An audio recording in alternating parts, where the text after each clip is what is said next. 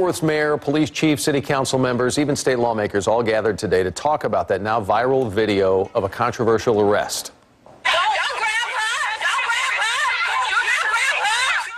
This is just a part of it that shows a police officer arresting a woman who had actually called him for help. She said a neighbor had choked her 7-year-old son and accused the boy of littering. The officer at one point questioned why she didn't teach him not to litter.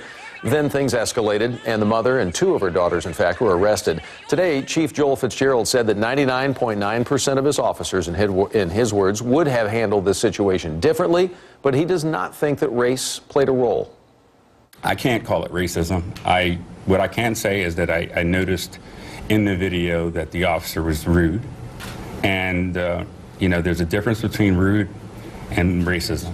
What I witnessed myself and the behavior I witnessed, although it disturbed me, it did not in any way make me feel as if our internal affairs unit or anyone within the Fort Worth Police Department could not get to the bottom of what happened here and provide justice to everyone involved.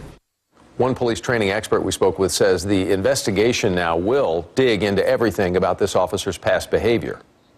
I am certain that the internal affairs investigators are going to look into this officer's past. They're going to look as to how many complaints this officer has received, perhaps some on racism. They're going to look at his traffic patterns, traffic stops. Dr. Alex Del Carmen says that he thinks the officer's first mistake was challenging the mother and, in fact, questioning her parenting skills rather than focusing on the man accused of choking her child.